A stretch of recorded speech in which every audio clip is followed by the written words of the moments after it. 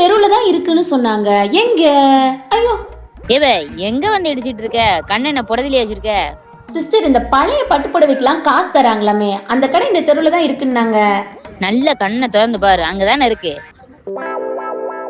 எப்படியோ திட்டெல்லாம் வாங்கி நம்ம ஸ்ரீ காஞ்சிபுரம் பட்டு சென்டரை கண்டுபிடிச்சாச்சு. உள்ள போய் நான் கொண்டு போன பழைய பட்டு புடவைய ஓனர் நாட்ட கொடுத்தா அவங்களும் நான் கொண்டு போன சாரீஸ் எல்லாம் வந்து ஓபன் பண்ணி பார்த்தாங்க. பாத்திரக்கூடாதுன்னு நான் மறைச்சு வச்சிருந்த கிழிஞ்சு பட்டு புடவைய கரெக்டா கண்டுபிடிச்சிட்டாருங்க. மாட்டிக்கிட்ட பங்கு.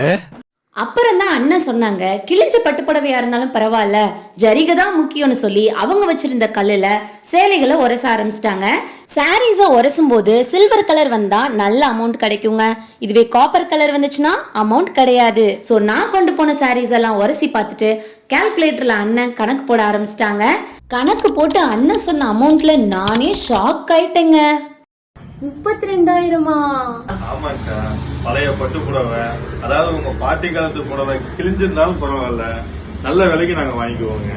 எப்படி இருந்தாலும் பிரச்சனை இல்லை, நல்ல விலைக்கு வாங்கிக்குவோம். சரிங்களா? ஸோ மக்களே, ஸ்ரீ காஞ்சிபுரம் பட்டு சென்டரோட எக்ஸாக்ட் லொகேஷன் சொல்றேன், கரெக்டா நோட் பண்ணிக்கோங்க.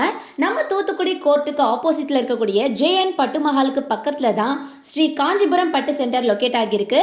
அண்ட் நேரில் வர முடியாதவங்க டிஸ்பிளேல தெரியக்கூடிய நம்பருக்கு உங்கள் வீட்டில் இருக்கக்கூடிய பழைய பட்டு சேலைகளை ஒரு ஃபோட்டோ எடுத்து வாட்ஸ்அப் பண்ணாலே போதும், உங்கள் வீட்டுக்கே வந்து வாங்கிக்குவாங்க. அப்பாடா, இந்த மாச செலவுக்கான காசை வாங்கியாச்சு.